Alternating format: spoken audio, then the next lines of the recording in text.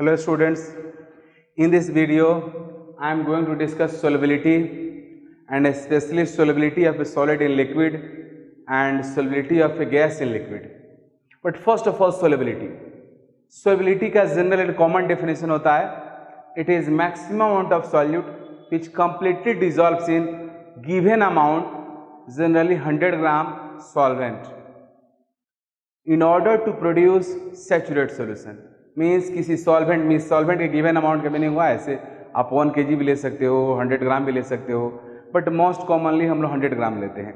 Means किसी solvent के given amount में जो सॉल्यूट मैक्सिमम डिजॉल्व होगा वही उस सॉल्वेंट ऑफ सॉल्युबिलिटी कहलाता है. मीन्स 100 ग्राम अगर आप वाटर लेते हो, 100 ग्राम वाटर में अगर आपका 50 ग्राम शुगर डिजॉल्व हो रहा है तो बोलेंगे शुगर का सॉल्युबिलिटी वाटर में 50 ग्राम है.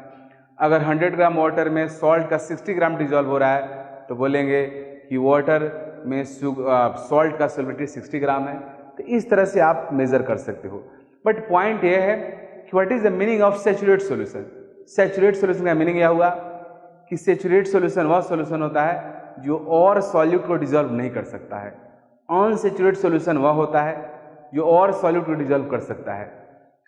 तो इस सैचुरेट का मीनिंग हुआ कि वह सॉल्यूशन और सॉल्यूट को डिजॉल्व नहीं कर सकता है. हालांकि सैचुरेशन जो टर्म है एक टेक्निकल वर्ड है और इसका मीनिंग क्या होता है वो मैं डिस्कस आपसे करूंगा. लेकिन अभी आप इतना ही समझिए कि सैचुरेट सॉल्यूशन का मीनिंग हुआ वह सॉल्यूशन जो और सॉल्यूट को डिजॉल्व नहीं कर सकता है. Means saturate solution can't dissolve more solute but unsaturate solution can dissolve more solutes. तो सोलेबिलिटी के लिए ऐसा नहीं कि आप सॉल्वेंट गिवन अमाउंट में 100 ग्राम मास ही लोगे, आप सॉल्वेंट का वॉल्यूम भी ले सकते हो. क्योंकि आपने पढ़ा भी होगा, सुना भी होगा कि हम लोग ऑक्सीजन गैस का सोलेबिलिटी जब वाटर में देखते हैं तो वॉल्यूम के टर्म्स में होता है. तो सोलेबिलिटी आपका सॉल्वेंट का जो अमाउंट है वो मास हो सकता है, वॉल्यूम हो सकता है, वो मास ग्राम में हो सकता है, केजी में हो सकता है और किसी भी यूनिट में आप ले सकते हो. बट मोस्ट कॉमन इज 100 ग्राम. तो सॉल्यूट का सोलेबिलिटी का डेफिनेशन हो गया. सॉल्यूट का वह मैक्सिमम अमाउंट जो सॉल्वेंट के गिवन अमाउंट जनरली 100 ग्राम में कंप्लीटली डिजॉल्व होकर के सैचुरेट सॉल्यूशन फॉर्म करे, वही सॉल्यूट के मैक्सिमम अमाउंट को उस सॉल्वेंट के लिए उस टेम्परेचर पे सॉल्युबिलिटी बोलते हैं. नाउ और next topic is solubility of a solid in liquid. Solid का लिक्विड में जो सॉल्युबिलिटी है वो मुझे बेसिकली आपसे डिस्कस करना है. इसको गौर से देखिए. सॉलिड को जब आप लिक्विड में डालते हो तो ये आपका सॉलिड है जो सॉल्यूट है, यहां पे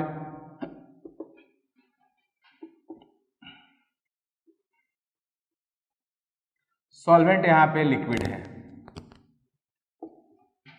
दोनों को मिक्स करने से बना ये सॉल्यूशन.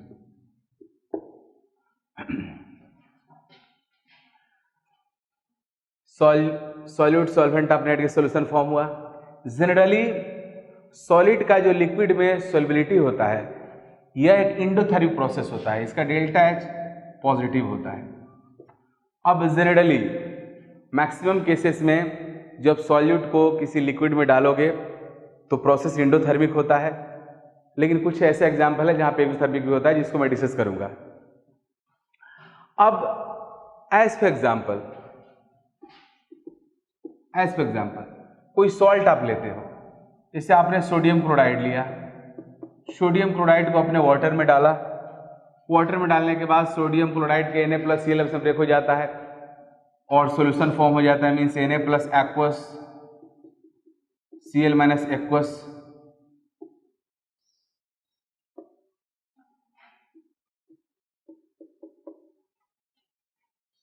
ये आपका सॉल्यूशन का फॉर्मेशन हो गया. तो किसी भी सॉल्ट को जब वाटर में डालते हो तो सॉल्ट डिजॉल्व होता है. डिजॉल्व होकर के सॉल्वेंट में मिक्स होता है. मीन्स जिसको हम लोग डिजोल्यूशन प्रोसेस बोलते हैं. बट किसी सॉल्ट का वाटर में स्पेशली जो डिजोल्यूशन होता है वो एक रिवर्सिबल प्रोसेस होता है. Means dissociation of A salt into water is called dissolution. Dissolution increases concentration of salt in solution. लेकिन डिजोल्यूशन के साथ साथ एक और साइमल्टेनियस प्रोसेस होता है जिसको हम बोलते हैं क्रिस्टलाइजेशन. मीन्स आपका जो सॉल्ट है इसके जो आयंस है ये भी आपस में कंबाइंड होकर के सॉलिडिफाई होने लगते हैं और सॉलिड बनने लगते हैं. इस प्रोसेस का नाम है डिसोल्यूशन,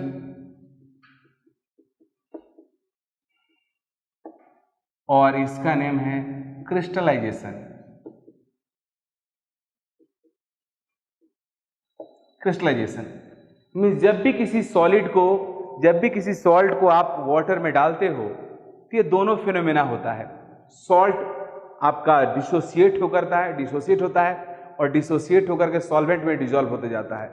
डिसोसिएट जब होता है तो सॉल्वेंट उसके आयंस को अट्रैक्ट करता है और उस आयन के साथ एसोसिएट हो जाता है सॉल्वेंट। जैसे सोडियम क्लोराइड में सोडियम के सराउंडिंग में बहुत सारा वाटर मोलिकुल्स आ गया जिसको हम लोग सोडियम प्लस एक्वस बोलते हैं। Cl माइनस के सराउंडिंग बहुत सारा वाटर आ जाता है। तो dissociation of salt into water और सॉल्वेंट इज कॉल्ड डिसोल्यूशन। यह डिसोल्यूशन की वजह से सॉल्ट का जो कंसंट्रेशन है, अमाउंट है, वो सोल्यूशन में और सॉल्वेंट में इंक्रीज होता है।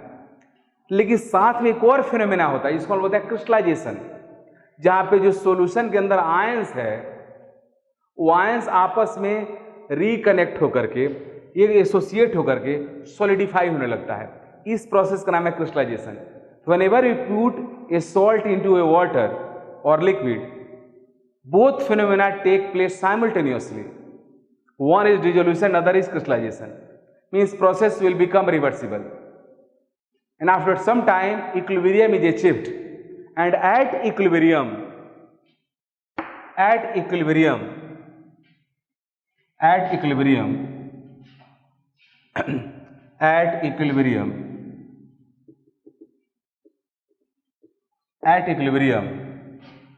rate of dissolution is equal to rate of crystallization. Means किसी भी सॉलिड को अगर आप लिक्विड में डालते हो, स्पेशली वाटर में डालते हो, तो कुछ देर बाद इक्विलिब्रियम अटेंड हो जाता है। इक्विलिब्रियम के टाइम पे मीन्स इक्विलिब्रियम जैसे अचीव होता है वैसे ही सॉल्यूशन के अंदर जो सॉल्ट का डिसॉल्व पार्ट है उसका अमाउंट फिक्स कांस्टेंट हो जाता है। मीन्स आपका सॉल्ट अपने डिसॉल्व पार्ट और अनडिसॉल्व पार्ट के बीच में एक डायनेमिक इक्विलिब्रियम फॉर्म कर लेता है। हालांकि ये डिफरेंट सॉल्ट्स के केस में डिफरेंट होता है। मीन्स अगर हम लोग AgCl का एग्जाम्पल अगर लेते हैं, AgCl सिल्वर क्लोराइड, तो सिल्वर क्लोराइड के केस में एग्जाम्पल और ज़्यादा पॉपुलर है क्योंकि सिल्वर क्लोराइड वाटर में बहुत कम सोलेबल होता है, जबकि सोडियम क्लोराइड वाटर में बहुत ज़्यादा सोलेबल होता है। तो यहाँ पे इक्विलिब्रियम आपका फॉरवर्ड डायरेक्शन में शिफ्ट होता है। मीन्स इक्विलिब्रियम कांस्टेंट की वैल्यू यहाँ पे ज़्यादा होगा, यहाँ पे कम होता है, बट होता दोनों जगह पे है। Ag plus aqueous, Cl minus aqueous. तो इस तरह से जब भी किसी सॉल्ट को आप वाटर में डालते हो वो डिसॉल्व मीन्स डिसोसिएट होकर सॉल्यूशन में सॉल्वेंट डिसॉल्व होता है, और डिसॉल्व पार्ट जो है वो फिर आपस में एसोसिएट होकर के सॉलिडिफाई होता है। मीन्स सॉल्ट जब भी वाटर में जाता है तो एक डायनेमिक इक्विलिब्रियम फॉर्म करता है अपने डिसॉल्व पार्ट और अपने अनडिसॉल्व पार्ट के बीच में। उसी डायनेमिक इक्विलिब्रियम के टाइम पे उस इक्विलिब्रियम को बोलते हैं saturation. This is called saturation, this saturation point और saturated solution. Saturated solution means जब इक्विलिब्रियम अटेंड रहता है उस समय हम लोग बोलते हैं कि सॉल्यूशन सैचुरेटेड है। तो इक्विलिब्रियम का मीन्स सैचुरेटेड सॉल्यूशन का मीनिंग यह हुआ कि आपका सॉल्ट का जो डिसॉल्व पार्ट है और अनडिसॉल्व पार्ट है उसके बीच में डायनेमिक इक्विलिब्रियम है। मीन्स आपके सॉल्यूशन के अंदर जो सॉल्यूट का डिसॉल्व सॉल्यूट का कंसंट्रेशन है वो कांस्टेंट हो चुका है, अब और ज़्यादा सॉल्यूट को डिसॉल्व नहीं कर सकता है। इसको बोलते हैं हम लोग सैचुरेटेड सॉल्यूशन टेक्निकली। तो अगर टेक्निकल डेफिनेशन पूछोगे सॉल्युबिलिटी का, तो सॉल्युबिलिटी का टेक्निकल डेफिनेशन हुआ it is molarity of A solution in terms of solute. Means it is number of mole of dissolve solute present in 1 litre solution. किसी solution के 1 litre में जितना मोल उसका सॉल्यूट्स का डिसॉल्व रहता है, जितना मोल उनका सॉल्यूट का डिसॉल्व रहता है, वही उस सॉल्वेंट में उस सॉल्यूट का सॉल्युबिलिटी कहलाता है। तो मैं आपको इस एग्जांपल से बताना चाहा कि what is the meaning of dissolution, crystallization and saturated solution. तो सेचुरेटेड सॉल्यूशन का एक तो लूज टॉक में जो डेफिनेशन है वो यह है कि सेचुरेटेड सॉल्यूशन वह सॉल्यूशन है जो और सॉलिड को डिजॉल्व नहीं कर सकता है। बट इसका टेक्निकल मीनिंग है, टेक्निकल मीनिंग यही है जब भी किसी सॉल्ट को आप वाटर में डालते हो तो वो डिजॉल्व होता है, मीन सॉल्ट डिसोसिएट होकर के सॉल्वेंट के साथ मिक्सअप हो जाता है। सॉल्वेंट के साथ मिक्सअप होने का मीनिंग हुआ सॉल्वेंट के मोलेकुल्स सॉल्ट के आयंस को इट सॉल्वेट करता है, उससे अट्रैक्ट होता है, सॉल्वेट करता है उसको। उस प्रोसेस का नाम है dissolution. Dissolution increases concentration of salt in solution and another reverse process is called crystallization. इस क्रिस्टलाइजेशन को sometime also it is called precipitation. Means crystallization का डेफिनेशन होगा separation of dissolve salt from solvent और solution, separation of dissolve salt from solvent और solution through solidification is called crystallization. कोई salt है, कोई solution है किसी सॉल्ट का, उस सॉल्यूशन से जब सॉल्ट सॉलिड बन के बाहर निकलना शुरू होता है तो उस प्रोसेस का नाम है क्रिस्टलाइजेशन, जिसको हम लोग प्रिसिपिटेशन भी बोल सकते हैं। Crystallization is also called precipitation in this case. तो जब भी किसी सॉल्ट को लिक्विड में डालोगे दोनों फिनोमेना होगा, इक्विलिब्रियम अटेंड होगा। जब इक्विलिब्रियम अटेंड हो जाता है उसको बोलते हैं सेचुरेटेड सॉल्यूशन। सेचुरेटेड सॉल्यूशन में जो सॉल्ट का अमाउंट डिजॉल्व रहता है, जो उसका मोलारिटी होता है, वही उस सॉल्ट का उस सॉल्यूशन में सॉल्युबिलिटी कहलाता है या उस सॉल्वेंट में सॉल्युबिलिटी कहलाता है। तो इस तरह से मैं आपको सॉल्युबिलिटी बताया। अब ये तो क्लियर हो गया कि सॉलिड आपका सॉल्यूट है तो उसको लिक्विड में डालोगे तो डिजॉल्व होगा और ये प्रोसेस आपका इंडोथर्मिक होता है। इंडोथर्मिक प्रोसेस ये मुझे कैसे पता चला? तो ये प्रैक्टिकल एक्सपीरियंस के बेसिस पे जब भी किसी आप सॉल्ट को पानी, जैसे मान लो आप वाटर में शुगर डाल करके आप सोल्यूशन बना रहे हो, आपने वाटर में शुगर डाल करके सोल्यूशन बनाया। अगर आप पानी में चीनी डालते हो, शरबत बना रहे हो और चाहते हो कि शुगर ज़्यादा डिजॉल्व हो, तो आपको क्या करना पड़ता है? आप शरबत बनाओ तो बहुत तेज़ी से, मीन्स एक जग में पानी लो, यहाँ पे शुगर लो एक दूसरे जग में, जितना ऊंचाई से पानी को डालोगे, तेज़ी से डालोगे, जितना हाइट से वाटर डालोगे, उतना ज़्यादा तुम्हारे वाटर के पास एनर्जी रहेगा और शुगर उतना तेज़ी से डिजॉल्व हो जाएगा। या अगर मान लो पानी में चीनी डाल के डिजॉल्व कर रहे हो, नहीं हो रहा है, तो आप उसको गैस पर चढ़ा दो, तो जब गैस पर चढ़ाओगे तो फिर शुगर डिजॉल्व हो जाएगा। इसका मीनिंग यह हुआ कि टेम्परेचर बढ़ाने से आपका सॉल्ट का वाटर में डिजोल्यूशन है वो बढ़ता है और इंडोथर्मिक प्रोसेस का रेट टेम्परेचर बढ़ाने से बढ़ता है। तो इस बेसिस पे मैं बोल सकता हूँ। और मेजॉरिटी नंबर ऑफ सॉल्ट के केसेस में ऐसा होता है कि टेम्परेचर बढ़ाने से सॉल्युबिलिटी इंक्रीज होता है। हाँ, कुछ ऐसा है जहाँ पे टेम्परेचर बढ़ाने से सॉल्युबिलिटी डिक्रीज होगा, that will be discussed. But Flatley अगर बात करें तो मैक्सिमम केसेस में सॉलिड का सॉल्युबिलिटी लिक्विड में टेम्परेचर बढ़ाने से इंक्रीज होगा। ये सॉलिड का लिक्विड में डिसोल्यूशन होता है, वो इंडोथर्मिक प्रोसेस है। Now factors affecting solubility of a solid in liquid. कौन कौन से फैक्टर्स हैं जो सॉलिड के लिक्विड में जो सॉल्युबिलिटी होता है उसको अफेक्ट करते हैं? तो फर्स्ट फैक्टर इज टेम्परेचर। मैं अभी आपको बताया हूँ कि ऑलमोस्ट आपका सॉलिड का लिक्विड में जो डिसोल्यूशन होता है, जो प्रोसेस होता है सॉलिड का लिक्विड में डिसोल्यूशन का, वो इंडोथर्मिक प्रोसेस होता है। अगर प्रोसेस का डेल्टा एच आपका पॉजिटिव है, मीन्स प्रोसेस अगर इंडोथर्मिक है, तो टेम्परेचर बढ़ाने से रेट बढ़ेगा। मीन्स यहाँ पे मैं बताया हूँ कि सॉल्यूट अगर आपका सॉलिड है, सॉल्वेंट अगर लिक्विड है, तो जो सॉल्यूशन का फॉर्मेशन होगा यह प्रोसेस आपका इंडोथर्मिक होगा। इंडोथर्मिक प्रोसेस है। मीन्स अगर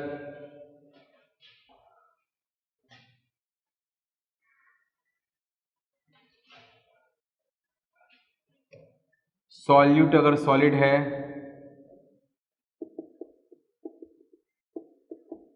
सॉल्वेंट लिक्विड है, तो जो सॉल्यूशन फॉर्म होगा वो प्रोसेस डेल्टा एच पॉजिटिव होगा, मीन्स इंडोथर्मिक होगा। इंडोथर्मिक प्रोसेस का टेम्परेचर बढ़ाने से रेट बढ़ता है। तो नॉर्मली टेम्परेचर इंक्रीज करने से सॉलिड का लिक्विड में जो सॉल्युबिलिटी होगा इंक्रीज होगा। Sodium nitrate, ammonium chloride, sodium chloride, potassium sulphate, इस सब का टेम्परेचर बढ़ाने से इंक्रीज होता है सॉल्युबिलिटी। बट एक ये ग्राफ से मैं शो भी कर रहा हूँ, बट एक पेक्यूलियर कंपाउंड है, वो है sodium sulphate decahydrate Na2S4 10S2। Hydrated sodium sulphate जिसको हम बोले क्रिस्टलाइन सोडियम सल्फेट, जिसको हम लोग ग्लोबल सॉल्ट भी बोलते हैं। इसके साथ कुछ प्रॉब्लम है, इसका पेक्यूलियर बिहेवियर होता है। इनिशियली टेम्परेचर बढ़ाने से इनका सॉल्युबिलिटी आप देख रहे हो इंक्रीज हो रहा है, और एक टेम्परेचर आता है जो जहाँ पे इनका सॉल्युबिलिटी मैक्सिमम होता है, and that temperature is 32.8 degree centigrade. 32.8 degree centigrade temperature पे सोडियम सल्फेट डेकाहाइड्रेट का सॉल्युबिलिटी मैक्सिमम होता है, लेकिन उसके बाद जब टेम्परेचर बढ़ाते हैं तो सॉल्युबिलिटी डिक्रीज होता है। मीन्स सोडियम सल्फेट का सॉल्युबिलिटी इंक्रीज भी होता है और डिक्रीज भी होता है टेम्परेचर के साथ। इस 32.8 डिग्री सेंटीग्रेड टेम्परेचर में मैक्सिमम होता है। इस टेम्परेचर को लोग ट्रांजिशन टेम्परेचर भी बोलते हैं। इसके ऊपर जाओगे तो सॉल्युबिलिटी डिक्रीज होगा, इसके पहले सॉल्युबिलिटी टेम्परेचर के साथ इंक्रीज होता है। अब ऐसा क्यों हो रहा है? तो इसके पीछे रीजन यह है कि जब भी किसी सॉल्ट को, जैसे आप सोडियम क्लोराइड को आपने लिया, NaCl को जैसे ही आप वाटर में डालोगे, Na+Cl Na+ सराउंडिंग में बहुत सारा वाटर मोलिकुल आ जाएगा, जिसको हम बोलते हैं कि सोडियम प्लस का सॉल्वेशन हो जाएगा, मीन सोडियम प्लस सॉल्वेट हो जाएगा, मीन सोडियम प्लस बहुत सारा वाटर मोलिकुल से जब एसोसिएट होगा तो एनर्जी रिलीज होता है, मीन्स स्टेबिलिटी, ये सब फिनोमेना होता है। तो होता यह है कि प्रोसेस आपका उससे एक्सोथर्मिक हो जाता है। लेकिन होता क्या है कि जब सोडियम सल्फेट डेकाहाइड्रेट रहता है तो इस फॉर्म में आपका सोडियम प्लस ऑलरेडी सॉल्वेटेड रहता है, बहुत सारा इसके साथ में वाटर मोलिकुल्स सोडियम प्लस को अट्रैक्ट किए रहता है। तो इस कंडीशन में जब वाटर में डालते हो तो एनर्जी रिलीज नहीं होता। एनर्जी रिलीज नहीं होने की वजह से सोल्यूशन नेट आपका सोडियम सल्फेट के लैटिस एनर्जी की वजह से सोल्यूशन नेट आपका इंडोथर्मिक मीन्स प्रोसेस इंडोथर्मिक हो जाता है। लेकिन जैसे इससे टेम्परेचर बढ़ता है, बढ़ते बढ़ते जैसे ही टेम्परेचर इतना आया, इस टेम्परेचर पे जितना भी वाटर रहता है सोडियम सल्फेट के साथ, वो वाटर मोलिकुल्स हट जाता है, निकल जाता है। अब ये बन गया सोडियम सल्फेट। अब सोडियम सल्फेट के सोडियम जो है वो किसी वाटर से सॉल्वेटेड नहीं है, वाटर मोलिकुल सॉल्वेटेड नहीं है। अब सोडियम सल्फेट जब वाटर में जाता है तो यह सोडियम प्लस वाटर में जाके वाटर मोलिकुल के साथ एसोसिएट होता है। वाटर मोलिकुल के एसोसिएशन की वजह से सोडियम प्लस का हाइड्रेशन होता है, उस हाइड्रेशन की वजह से ज़्यादा एनर्जी रिलीज होता है, और that energy makes dissolution of sodium sulphate in water as a exothermic process. और इस वजह से सोडियम सल्फेट का वाटर में डिसोल्यूशन एक्सोथर्मिक हो जाता है इस टेम्परेचर के आगे। तो जैसे एक्सोथर्मिक होगा, एक्सोथर्मिक प्रोसेस का रेट टेम्परेचर बढ़ाने से घटता है, इसलिए सोडियम सल्फेट का सॉल्युबिलिटी इस टेम्परेचर के एवब टेम्परेचर के साथ डिक्रीज होता है, क्योंकि प्रोसेस एक्सोथर्मिक हो जाता है। बट इस टेम्परेचर से पहले प्रोसेस इंडोथर्मिक रहता है, इसलिए टेम्परेचर बढ़ाने से सॉल्युबिलिटी बढ़ता है, बट इसके बाद टेम्परेचर बढ़ाने से सॉल्युबिलिटी डिक्रीज होता है। तो फिर से मैं क्लियर कर दूं, इस टेम्परेचर से पहले सोडियम सल्फेट खुद से सोडियम जो सॉलिड सोडियम सल्फेट मीन्स जो ग्लोबल सॉल्ट है उसका आयंस खुद ब खुद सॉल्वेटेड रहता है, इसलिए जब उसको वाटर में डालते हैं तो बहुत ज़्यादा हाइड्रेशन एनर्जी प्रोड्यूस नहीं होता है। लेकिन इस टेम्परेचर के एवब जब डालते हो सोडियम सल्फेट को तो उस सोडियम सल्फेट के साथ वाटर एसोसिएटेड नहीं रहता है, इसलिए वह सोडियम सल्फेट जब पानी में वाटर में जाता है तो सोडियम प्लस और सल्फेट एनायन सॉल्वेट होता है और उसका हाइड्रेशन एनर्जी बाहर निकलता है, और वो हाइड्रेशन एनर्जी सोडियम सल्फेट के डिसोल्यूशन को एक्सोथर्मिक बना देता है, और एक्सोथर्मिक बनते ही टेम्परेचर के साथ सॉल्युबिलिटी डिक्रीज होने लगता है। तो हम लोग ये भी बोलते हैं कि sodium sulphate is more stable then sodium sulphate decahydrate, means global salt से मोर स्टेबल होता है sodium sulphate above this temperature. इस टेम्परेचर के बाद आपका सोडियम सल्फेट के फॉर्म में रहना चाहता है, इस टेम्परेचर से पहले ये डेकाहाइड्रेट के फॉर्म में रहता है। तो इस तरह से मैं आपको बताया कि टेम्परेचर के साथ किस तरह से डिपेंडेंसी है सॉलिड का लिक्विड में सॉल्युबिलिटी का। अब दूसरा पॉइंट है nature of solute and solvent. This is very very important. हम लोग बहुत पहले से पढ़ते आ रहे हैं लाइक डिजॉल्व्स लाइक, जिस तरह का सॉल्यूट है उसी तरह के सॉल्वेंट में वो डिजॉल्व होना चाहता है, इसलिए ये काफ़ी इंपॉर्टेंट फैक्टर है। मीन्स अगर आपका सॉलिड पोलर है तो पोलर सॉल्वेंट में मोर सोल्यूबल होगा, अगर सॉलिड आपका नॉन पोलर है तो नॉन पोलर सॉल्वेंट में मोड सोलेबल होगा। तो इस तरह से जितने भी आयनिक कंपाउंड होते हैं वाटर मोड सोलेबल होते हैं, जितने भी कोवेलेंट कंपाउंड होते हैं वो organic solvents like benzene, CCl4, alcohol, ether, इस सब में मोड सोलेबल होते हैं। And next and last point is pressure. तो pressure has no effect on solubility of a solid in liquid. Partial effect हो सकता है बट सब्सटेंशियल इफेक्ट नहीं होता है। उसके पीछे रीजन यह है कि our solid and liquid both are incompressible.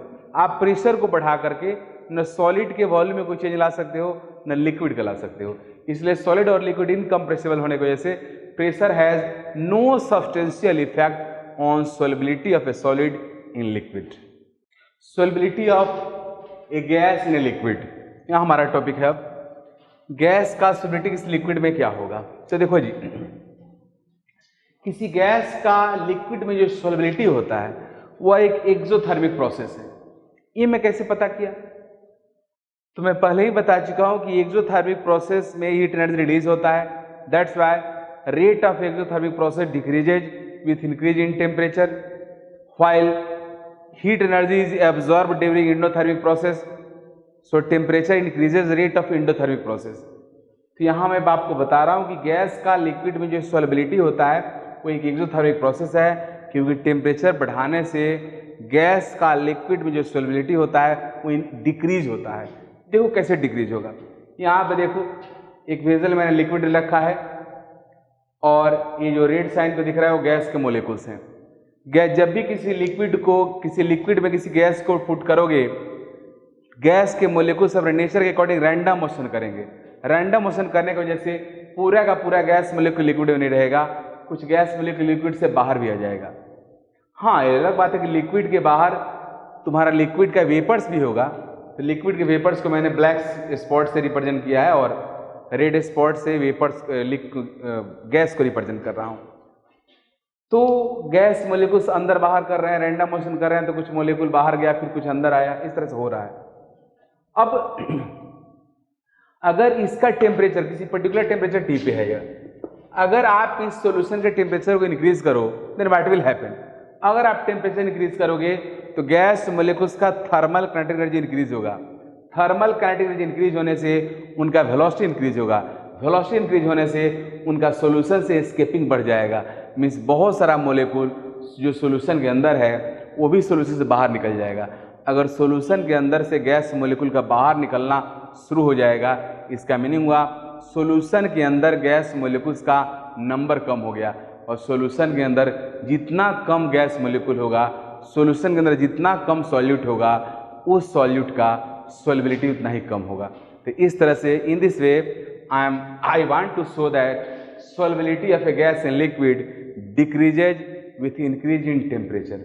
That's why phenomena of dissolution of a gas in liquid is an exothermic process. Means ये exothermic है इसलिए घट रहा है, या एक गैस का solubility लिक्विड में डिक्रीज हो रहा है तो प्रोसेस एक्सोथर्मिक है, एक ही बात है। तो इस तरह से मैं आपको बताया। अब हम लोग पढ़ने जा रहे हैं factors affecting solubility of a gas in liquid. Now factors affecting solubility of a gas in a liquid. किसी गैस का लिक्विड में सॉल्युबिलिटी के ऊपर कौन कौन से फैक्टर अफेक्ट करता है। First factor is temperature. It is already discussed. Dissolution of a gas in liquid is an exothermic process, so solubility decreases with increase in temperature. ये पहले मैं बता दिया हूँ। Second point is pressure. Pressure has very important role in solubility of a gas in a liquid because gases are कंप्रेसेबल। Pressure को बढ़ाकर gas को compress कर सकते हो, इसलिए प्रेशर का यहाँ पे बहुत बड़ा रोल है। तो चलिए देखते हैं प्रेशर का रोल। क्या प्रेशर का रोल है? प्रेशर रोल यहाँ मैं समझा रहा हूँ, आप देखो यह सॉल्यूशन है। सॉल्यूशन में से लिक्विड है, लिक्विड में गैस डाला हुआ है। ब्लैक से मैं लिक्विड को रिप्रेजेंट कर रहा हूँ और रेड से गैस को। गैस के जो मोलेकुल्स हैं वो कभी भी लिक्विड में स्टे नहीं कर सकते, रुक नहीं सकते हैं। गैस का मोलेकुल्स रैंडम मोशन करते रहता है, इसलिए गैस मोलेकुल्स अंदर बाहर करते रहेगा। इस सॉल्यूशन के बाद एक मैं पिस्टन डाल दिया हूँ, मासलेस पिस्टन है।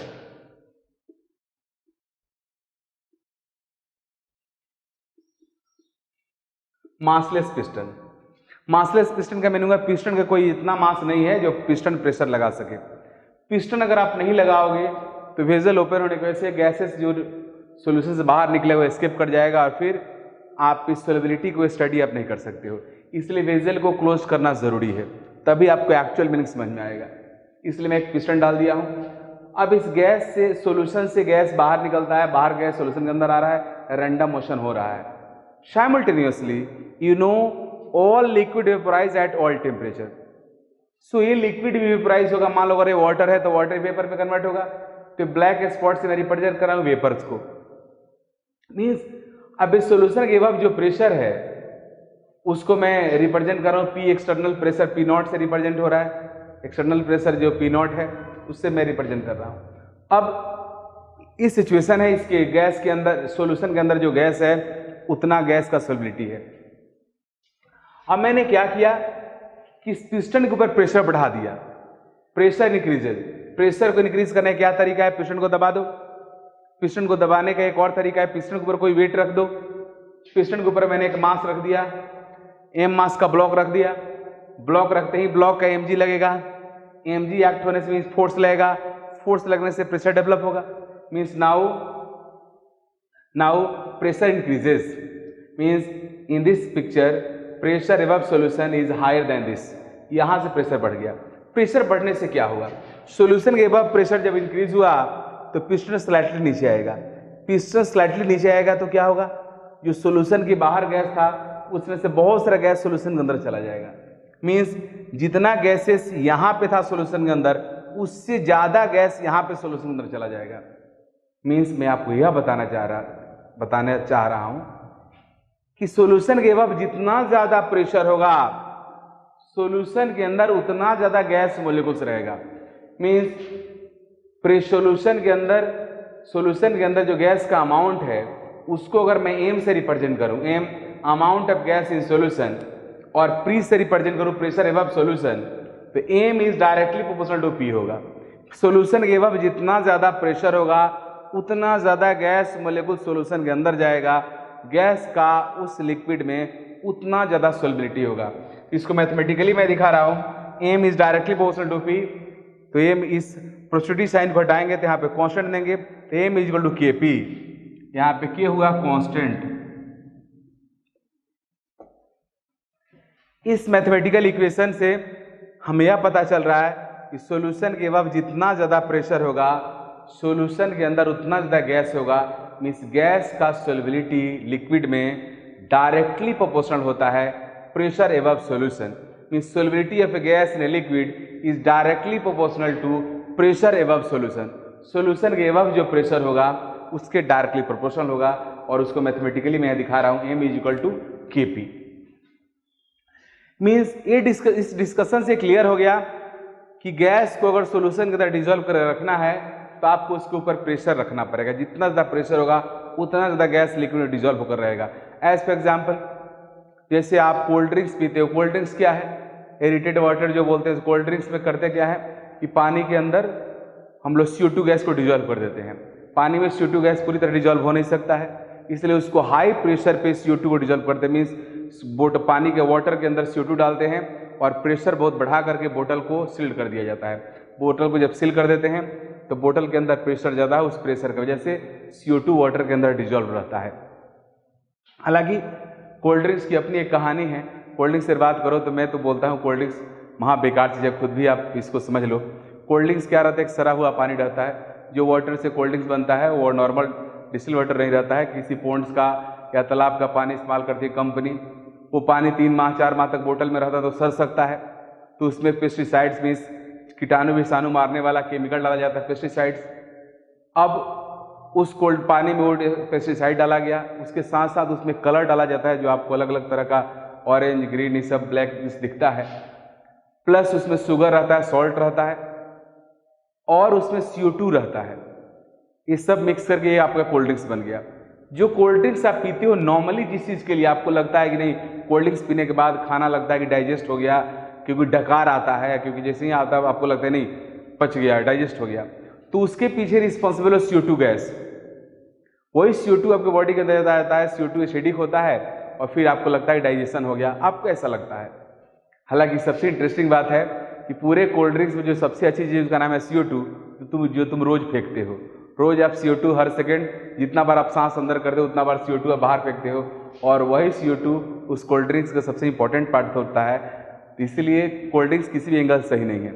हाँ, थोड़ा बहुत उसमें इंस्टेंटेनियस आपको इंस्टेंट लगता है कि नहीं कुछ रिलीफ हुआ। तो कोल्ड ड्रिंक्स के बोतल को अगर आप खोलोगे, अगर मान लो पूरा उसको सेक करके एक बार खोलते हो तो एकाएक पूरा इफॉर्बेंस आएगा, मीन्स झाग के साथ गैस बाहर निकलता है जो तुम्हारे पूरे शरीर को भर सकता है। तो ऐसा क्यों होता है? तो कोल्ड ड्रिंक्स के अंदर ऐसे ही बहुत हाई प्रेशर में CO2 डाला हुआ है। अगर आप उसको और सेक करोगे तो प्रेशर और बढ़ जाएगा, इसलिए जब उसको कैप खोलोगे तो प्रेशर बहुत ज़्यादा होने की वजह से CO2 पूरे प्रेशर के साथ बाहर निकलता है और उस CO2 के साथ साथ बहुत लिक्विड भी बाहर निकल जाता है। तो कोल्ड ड्रिंक्स में पीने वाली चीज़ है नहीं, लेकिन हाँ, कोल्ड ड्रिंक्स के अंदर अगर कुछ जो आपको लगता है बेनिफिटेड है वो CO2 है और कुछ भी नहीं है। खैर, जिसको हाई प्रेशर पर डिजॉल्व कर रखते हैं। अब यहाँ पे आइए, ये तो मैं आपको बता दिया कि प्रेशर किस तरह से किसी गैस को लिक्विड में सॉल्युबिलिटी को इफेक्ट करता है, बट प्रेशर के ऊपर प्रेशर और गैस के सॉल्युबिलिटी में क्या रिलेशन है, इस पे हेनरी नाम के साइंटिस्ट ने बहुत सारा वर्क किया।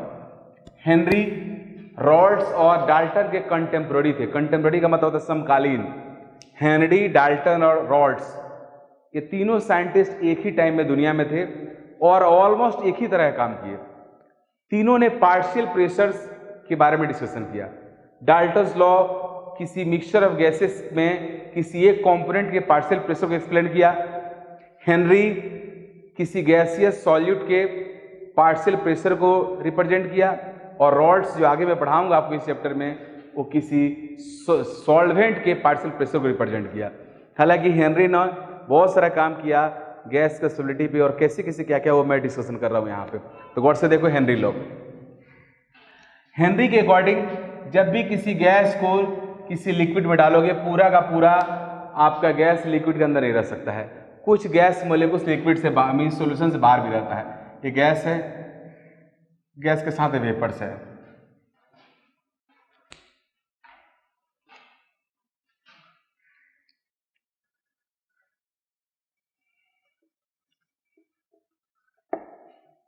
मीन्स सॉल्यूशन के अब गैस की वजह से भी प्रेशर है,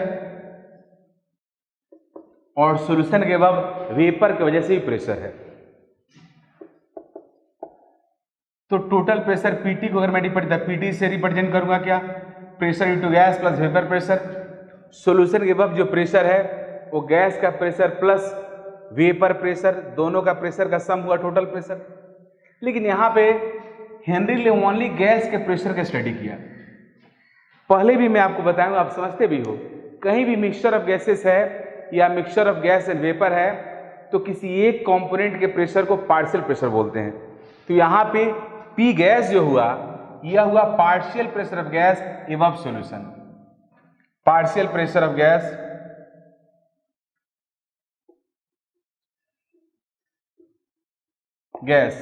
जो यहाँ पे partial pressure of gas above solution P gas. लेकिन P गैस को मैं P से ही रिप्रेजेंट कर रहा हूं, यहाँ पे आप देख रहे हो। तो P हुआ partial pressure of gas above solution. फिर जो गैस सॉल्यूशन के अंदर प्रेजेंट है उसके मोल फ्रैक्शन में इन्होंने रिलेशनशिप दिया, क्योंकि पार्शियल प्रेशर टर्म था तो हेनरी ने सॉल्युबिलिटी को मोल फ्रैक्शन के टर्म्स में डिफाइन किया। मीन्स हेनरी का जो हेनरी लॉ में जो सॉल्युबिलिटी होगा गैस का वो मोल फ्रैक्शन के टर्म्स में होगा। मीन्स एक mole fraction of gas in solution है, जिसको बोलेंगे solubility of a gas in liquid और solution. Solubility of gas in liquid और सॉल्यूशन। हेनरी लॉ में एक से रिप्रेजेंट किया जाता है सॉल्युबिलिटी को, जो एक्चुअल में गैस और सॉल्यूट का मोल फ्रैक्शन होता है। अब हेनरी के अकॉर्डिंग हेनरी का स्टेटमेंट यह है कि सॉल्युबिलिटी ऑफ ए गैस इन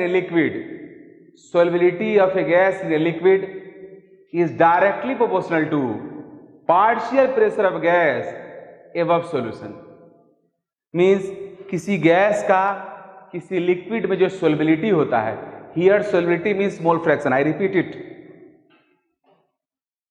यहां पे हेनरी के अकॉर्डिंग किसी गैस का किसी लिक्विड में जो सॉल्युबिलिटी होता है वो उस गैस का सॉल्यूशन के अबव, उस गैस का जो पार्शियल प्रेशर है सॉल्यूशन के अबव, उसके डायरेक्टली प्रोपोर्शनल होता है। मींस सॉल्यूशन के अबव जितना ज़्यादा गैस का पार्शियल प्रेशर होगा, इस पार्शियल प्रेशर को पी गैस और पी से भी रिप्रेजेंट करते हैं। यहाँ पे मैं पी से रिप्रेजेंट कर रहा हूँ, यहाँ पी गैस लिखा हूँ जिससे क्लियरली आपको पता चला कि यह गैस की वजह से प्रेशर है, बट पार्शियल प्रेशर को हम लोग यहाँ पे पार्शियल प्रेशर गैस को पी से रिप्रेजेंट करेंगे। तो हेनरी का बोलना यह है कि किसी गैस का जो सॉल्युबिलिटी होता है, मीन्स कोई गैस सॉल्यूशन के अंदर कितना ज़्यादा रहेगा, इस पे डिपेंड करता है कि सॉल्यूशन के अबव उस गैस की वजह से कितना प्रेशर है। Means solubility of a gas in a liquid is directly proportional to partial pressure of gas above solution. This is a statement of Henry law. अब इसको दूसरे वर्ड्स में भी बोल सकते हो, ऐसे भी बोल सकते हो, ऐसे भी आप बोल सकते हो कि partial pressure of a gas above solution, partial pressure of a gas above solution is directly proportional to mole fraction और solubility of a gas in a solution. आप ऐसे भी बोल सकते हो। बोथ स्टेटमेंट आर करेक्ट, मतलब correctly correct. अब इसका मैथमेटिकल फॉर्मूला देखो। मींस हेनरी लॉ का स्टेटमेंट यह है कि solubility of a gas in a solution is directly proportional to partial pressure of gas above solution. तो एक सी डायरेक्टली प्रोपोर्शनल पी हो गया। बट हेनरी लॉ को आप ऐसे ही बोल सकते हो कि partial pressure above solution is directly proportional to solubility और mole fraction of a gas in solution. तो आप ऐसे भी लिख सकते हो P is directly proportional to X, ये भी लिख सकते हो। हम लोग इसी को आगे बढ़ाएंगे, इस प्रोस्टिट्यूटिव साइन को हम लोग हटाएंगे, यहाँ पे कांस्टेंट देते हैं, तो P इज इक्वल टू होगा KH। इस KH को बोलते हैं हेनरी लॉ कांस्टेंट, जो इस इक्वेशन का कांस्टेंट है। हेनरी लॉ कांस्टेंट किसी पर्टिकुलर सॉल्वेंट का फिक्स होता है, हेनरी लॉ कांस्टेंट किसी पर्टिकुलर गैस का फिक्स होता है। ये हेनरी लॉ का जो मैथमेटिकल फॉर्म है, इसको हम लोग यहाँ पे P directly proportional to X हो गया, इसको ऊपर लिख रहे हैं P is directly proportional to X। इस प्रोस्टिट्यूटिव साइन को यहाँ से हम हटाएंगे तो P इज इक्वल टू हो जाएगा KH into X। Here KH is Henry's law constant. यह इंपॉर्टेंट मैथमेटिकल फॉर्मूला है। Here P is partial pressure of gas above solution, X is mole fraction और solubility of gas in solution, KH is Henry law constant. Henry law constant किसी particular gas का constant होता है किसी particular temperature पे। अगर आप temperature increase करोगे तो गैस का हेनरी लॉ कांस्टेंट इंक्रीज होगा, बट किसी पर्टिकुलर गैस का किसी पर्टिकुलर टेम्परेचर पे हेनरी लॉ कांस्टेंट होता है। अब इसके बाद में आपको अगला फैक्टर हमारा है, वो है nature of solute and solvent. इसको डिस्कस हम लोग करने जा रहे हैं। तो nature of solute and solvent फिर वैसे ही है जिस तरह से आपका सॉलिड के केस में था। अगर आपका गैस मोलिक्यूल्स पोलर है तो polar solvent like water mode soluble होगा, अगर वो नॉन पोलर है तो नॉन पोलर मोड सोलेबल होगा। मीन्स गैसेस का जो सोलिबिलिटी लिक्विड में होता है वो इस पे भी डिपेंड करता है कि लिक्विड और गैस का नेचर क्या है। इसके अकॉर्डिंग ये सारे फैक्टर्स हुए जिस पे हमारा गैस का सोलिबिलिटी लिक्विड में डिपेंड कर रहा था। अब इसके बाद मैं आपको हेनरी लॉ को थोड़ा सा और आगे बढ़ाऊंगा कि इसमें हेनरी लॉ कांस्टेंट पे किस तरह सोलिबिलिटी डिपेंड करता है। ये सारे फैक्टर्स को हम लोग स्टडी करेंगे। अब तक मैं दो फॉर्मूला आपसे डिस्कस किया हूँ solubility of a gas in liquid पे। One is M is equal to KP और second is P is equal to KH into X। कई बार स्टूडेंट्स कंफ्यूज हो जाते हैं, P दोनों जगह लिखा हुआ है, यहाँ P वहाँ P, फिर फर्क क्या है दोनों में। कुछ ओल्डर बुक्स में इसको भी हेनरी लॉ कहा जाता है, बट हेनरी लॉ का मॉडर्न फॉर्म यही है। और आप यही समझना, एकेडमिक एग्जाम में हेनरी लॉ आएगा तब वही लिखना, ये नहीं। बट ये भी फॉर्मूला करेक्ट है। इस फॉर्मूला से भी आप रिलेशनशिप निकाल सकते हो, कोई क्वेश्चन आएगा तो आंसर कर सकते हो। दोनों में डिफरेंस, यहाँ जो P है वो टोटल प्रेशर एबव सॉल्यूशन है, यहाँ जो K है कांस्टेंट है, वो हेनरी लॉ कांस्टेंट नहीं है। M amount of gas in solution है, जो ग्राम में है, मीन्स मास से रिलेशन है।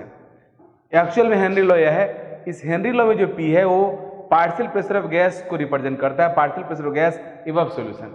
एक बात मैं बता दूं, किसी जनरल इक्वेशन में प्रेशर के लिए P ही लिखा जाएगा, और वो P अलग अलग इक्वेशन में अलग अलग चीज को रिप्रेजेंट करता है, इसलिए प्रेशर कहीं भी है तो यहाँ भी P रहेगा, यहाँ भी P रहेगा, बट यहाँ वाला pressure total pressure of solution को रिप्रेजेंट करता है, and this pressure represents partial pressure of gas above solution. ये बात आपको पता होनी चाहिए। एक से यहाँ पे है मोल फ्रैक्शन ऑफ गैस, जिसको यहाँ पे सोल्युबिलिटी भी कहा जाता है, सोल्युबिलिटी ऑफ गैस भी कहा जाता है। हेनरी लॉ में सोल्युबिलिटी का मीनिंग हुआ mole fraction of gas. KH हुआ हेनरी लॉ कांस्टेंट, जो किसी पर्टिकुलर गैस का कांस्टेंट होता है किसी पर्टिकुलर टेम्परेचर पे। तो इस तरह से मैं दोनों फॉर्मूला में क्या डिफरेंस है मैं आपको बता दिया। दोनों P से you should never be confused, और आपको कंफ्यूजन अगर होगा तो प्रॉब्लम होगा, लेकिन इस तरह से बताने के बाद अब मैं एक्सपेक्ट करता हूं कि आपको कोई कंफ्यूजन नहीं होने जा रहा है। Some important facts about Henry law constant. First point is P is equal to KH into X, X is equal to P by KH। Henry law constant किसी पर्टिकुलर गैस का कांस्टेंट होता है। अगर आप इसके यूनिट की बात करोगे तो KH का जो यूनिट होगा वो प्रेशर का यूनिट होगा, क्योंकि X का तो कोई यूनिट होता नहीं है। हेनरी लॉ कांस्टेंट किसी पर्टिकुलर गैस का कांस्टेंट होता है किसी पर्टिकुलर टेम्परेचर पे, लेकिन अगर आप टेम्परेचर इंक्रीज करोगे तो हेनरी लॉ कांस्टेंट इंक्रीज होगा। पहला पॉइंट। दूसरा पॉइंट यह है कि सेम सॉल्वेंट में डिफरेंट डिफरेंट गैसेस के हेनरी लॉ कांस्टेंट डिफरेंट होगा। तीसरा पॉइंट यह है कि सेम गैस का डिफरेंट डिफरेंट सॉल्वेंट में Henry law constant different different होगा। Means I mean to say that अगर ऑक्सीजन गैस को वाटर में आप डिजॉल्व कर रहे हो, ऑक्सीजन गैस को अल्कोहल में कर रहे हो, ऑक्सीजन गैस को बेंजीन में कर रहे हो, ऑक्सीजन गैस को CCl4 में कर रहे हो, ऑल केसेस में ऑक्सीजन गैस का Henry law constant different different होगा। मींस किसी पर्टिकुलर गैस का किसी पर्टिकुलर टेम्परेचर पे किसी पर्टिकुलर सॉल्वेंट में हेनरी लॉ कांस्टेंट कांस्टेंट होता है, लेकिन टेम्परेचर इंक्रीज करोगे तो हेनरी लॉ कांस्टेंट इंक्रीज होगा, सॉल्वेंट बदल दोगे तो हेनरी लॉ कांस्टेंट बदल जाएगा। ये हेनरी लॉ कांस्टेंट का कैरेक्टरिस्टिक्स है। अब एक और important point Henry law constant पे है, वो यह है कि अगर मोर देन वन गैसेस का अगर पार्शियल प्रेशर कांस्टेंट कर दो, यहां देखिए आप Henry law constant is equal to this X is equal to P by KH। अगर P को मैं कांस्टेंट कर दूं, पार्शियल प्रेशर को मैं कांस्टेंट कर दूं कांस्टेंट, तो X will be directly proportional to Henry law constant, sorry X will be inversely proportional to Henry law constant. Means अगर पार्शियल प्रेशर अगर मोर देन वन गैसेस का आपने कांस्टेंट कर दिया तो गैस का सॉल्युबिलिटी हेनरी लॉ कांस्टेंट के inversely proportional होगा। मींस जिस गैस का हेनरी लॉ कांस्टेंट जितना ज्यादा होगा उसका सॉल्युबिलिटी उतना कम होगा। एज फॉर एग्जांपल अगर आप वाटर लिए हो, वाटर में एक बार आप ऑक्सीजन गैस डाल रहे हो और यहाँ पे नाइट्रोजन गैस को डिजोल्व करा रहे हो, दोनों केस में वाटर के अबव जो पार्शियल प्रेशर है PO2 इज इक्वल टू हो गया PN2। अगर दोनों का पार्शियल प्रेशर सेम है तो दोनों में से किसका सॉल्युबिलिटी वाटर में ज्यादा होगा इस पे डिपेंड करेगा कि किसका हेनरी लॉ कांस्टेंट कम है। जिसका हेनरी लॉ कांस्टेंट कम होगा उसका सॉल्युबिलिटी ज्यादा होगा। Means if partial pressures of more than one gases are same constant, then solubility will decrease with increase in Henry law constant। मतलब फाइनली अगर मैं बोलूं तो बोल सकता हूं किसी गैस का जो सॉल्युबिलिटी होता है हेनरी लॉ कांस्टेंट बढ़ने के साथ घटता है। तो इस तरह से हेनरी लॉ कांस्टेंट का कैरेक्टरिस्टिक्स था। अब हेनरी लॉ कांस्टेंट इस इक्वेशन हेनरी लॉ का जो हेनरी लॉ है इसके मैथमेटिकल फॉर्म को अगर आप ग्राफिकली रिप्रेजेंट करो, इस एक्सिस पे अगर पार्शियल प्रेशर रखो, इस पे अगर आप मोल फ्रैक्शन रखो, इनके बीच का जो ग्राफ होगा वो स्ट्रेट लाइन होगा, क्योंकि जब x 0 तो p 0।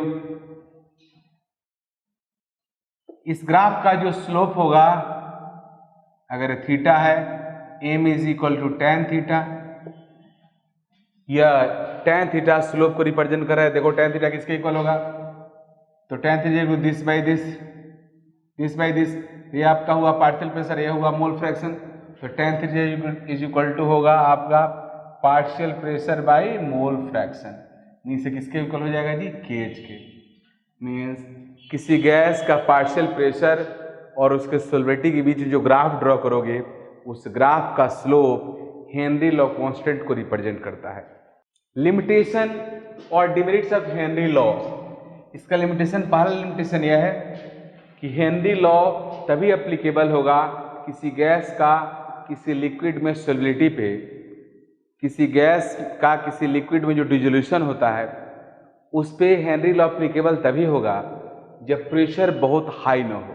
अगर प्रेशर बहुत ज़्यादा होगा, अगर आप पिस्टन को जोर से दबा दोगे तो पिस्टन सॉल्यूशन के अंदर आ जाएगा, मीन्स जितना भी सॉल्यूशन के बाहर गैस है सब अंदर आ जाएगा, तो हेनरी लॉ होगा ही, लगेगा ही नहीं, क्योंकि जब सॉल्यूशन के बाहर गैस रहेगा तभी तो गैस की वजह से प्रेशर होगा, जब गैस के वजह से प्रेशर डेवलप होगा तभी तो गैस का पार्शियल प्रेशर होगा।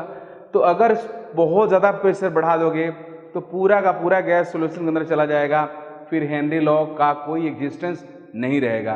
तो हेनरी लॉ का लिमिटेशन यह है, Henry law fails when pressure above gas is very high. Henry law fail हो जाएगा अगर गैस के अबव जो प्रेशर है अगर वो बहुत हाई होगा तो। सेकेंड, दूसरा, जैसे हेनरी लॉ है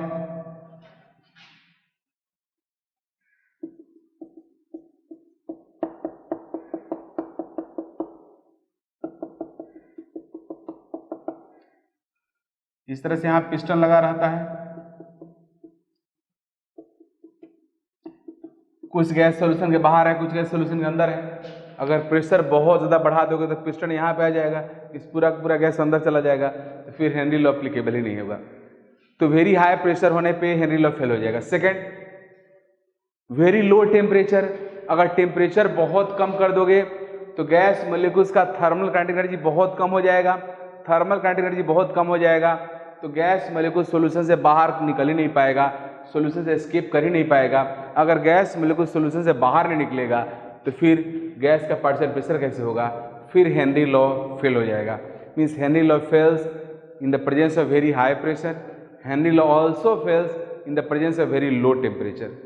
तीसरा पॉइंट यह है कि अगर आपका गैस और लिक्विड कोई केमिकल रिएक्शन कर लेता है तब भी हेनरी लॉ फेल हो जाएगा। अगर उनके बीच में केमिकल रिएक्शन हो गया तब भी हेनरी लॉ एप्लीकेबल नहीं रहेगा। और चौथा पॉइंट ये है कि अगर आपका गैस लिक्विड में जाकर डिसोसिएट हो गया या एसोसिएट हो गया तो उस केस में भी हेनरी लॉ फेल हो जाएगा। These are limitations of Henry law. Means first point is Henry law fails in the presence of very high pressure. Second point, Henry law also fails in the presence of very low temperature. Third, Henry law fails when there is a chance of chemical reaction between gas and solvent. Fourth, Henry law also fails when gas dissociates or associate in solution. अगर ये सब होगा तो Henry law fail हो जाएगा। अब Henry law का application क्या है? तो हेनरी लॉ का एप्लीकेशन बहुत सारी जगह पे है, जिसमें का एक एप्लीकेशन में आपको बताया कोल्ड ड्रिंक्स है। कोल्ड ड्रिंक्स को हम लोग बनाते हैं हेनरी लॉ का अप्लाई करके, वाटर में CO2 गैस को डिजोल्व करके हाई प्रेशर पर रखते हैं, वो आपका कोल्ड ड्रिंक्स या जितने भी एरिटेड सॉफ्ट ड्रिंक्स होता है सब के सब ऐसे ही बनता है। इसके अलावा इसका एप्लीकेशन हेनरी लॉ का यह है, जैसे मान लो जितना भी आपका डीप डाइवर होता है, अभी जो समुद्र में गोताखोर जिसको बोलते हैं, जो ओशन में या सी में जो मतलब डाइविंग करता है, वो अपने पीठ पे सिलेंडर लेकर जाता है ब्रीदिंग गैस का, क्योंकि अंदर जाने के बाद उसको ब्रीदिंग के लिए गैस चाहिए। तो जो हमारा एयर रहता है जिसको ऑक्सीजन गैस जिसको बोलते हैं, जिसमें से ऑक्सीजन गैस हम लेते हैं ब्रीथ करने के लिए, तो एयर में ऑक्सीजन गैस के साथ नाइट्रोजन भी रहता है। नाइट्रोजन का परसेंटेज ऑक्सीजन से बहुत ज़्यादा रहता है, 21% के आसपास ऑक्सीजन गैस रहता है और 79% के आसपास नाइट्रोजन गैस रहता है। नाइट्रोजन गैस मोलिक्यूल का जो साइज होता है ऑक्सीजन गैस से बड़ा होता है। अब होता क्या है कि जब वो एयर को डाइवर आपका ब्रीथ करने के लिए बॉडी के अंदर लेता है, नीचे आप ओशन सी के अंदर समुद्र के अंदर गया है, तो प्रेशर जैसे जैसे वो अंदर जाता है, समुद्र के अंदर जाता है, वैसे वैसे वाटर का प्रेशर बढ़ते जाता है। और प्रेशर बढ़ने से आपको पता है हेनरी लॉ के अकॉर्डिंग प्रेशर अगर बढ़ता जाएगा तो गैस का सॉल्यूशन में डिसोल्यूशन भी बढ़ता जाएगा। तो बॉडी के अंदर जब वो गैस जाता है तो हाई प्रेशर होने की वजह से समुद्र के अंदर जब डाइवर रहता है तो उसके ब्लड में बहुत ज़्यादा गैस मीन्स आपका एयर डिजॉल्व हो जाता है। लेकिन जैसे ही वो डाइवर बाहर आना शुरू करता है, जैसे समुद्र मीन्स ओशन का जो डाइवर है जिसको गोताखोर बोलते हैं, समुद्र से बाहर निकलना शुरू करता है, जब बाहर आता है तो प्रेशर डिक्रीज होता है। जब प्रेशर डिक्रीज होता है तो जो गैसेस ज़्यादा डिजॉल्व हुआ था वो गैस बाहर निकलना शुरू होता है। तो जब गैस बॉडी के अंदर के मीन्स हम लोग के बॉडी के अंदर जो ब्लड है उससे ब्लड के जो फ्लूइड है उससे जब गैस बाहर निकलता है, जब N2 बाहर निकलता है तो N2 की साइज बड़ा होने की वजह से N2 बहुत सारे वेन्स में फंस जाता है, जिसकी वजह से बहुत पेन होता है, जिसको बेंडिंग कहा जाता है। उस पेन से कई बार डाइवर का डेथ भी हो जाता है। तो उस चीज़ को कम करने के लिए हम लोग एयर को, जो गैस ब्रीदिंग के लिए सिलेंडर में फिल किया जाता है, उसको डाइल्यूट करते हैं हीलियम गैस से। कि दुनिया में सबसे कम सॉल्युबिलिटी हीलियम गैस का ही होता है किसी लिक्विड में, इसलिए हम लोग एयर को हीलियम गैस से डाइल्यूट कर देते हैं। हीलियम गैस के एयर के अंदर जाने से नाइट्रोजन गैस का परसेंटेज कम हो जाता है और हीलियम गैस का साइज छोटा होने की वजह से एक तो बहुत कम डिजॉल्व भी होता है, और अगर डिजॉल्व होता भी है तो इजीली बाहर निकल जाता है और इस तरह से हमारा डाइवर सेफली बाहर आ जाता है। तो ये भी एक हेनरी लॉ का एप्लीकेशन है।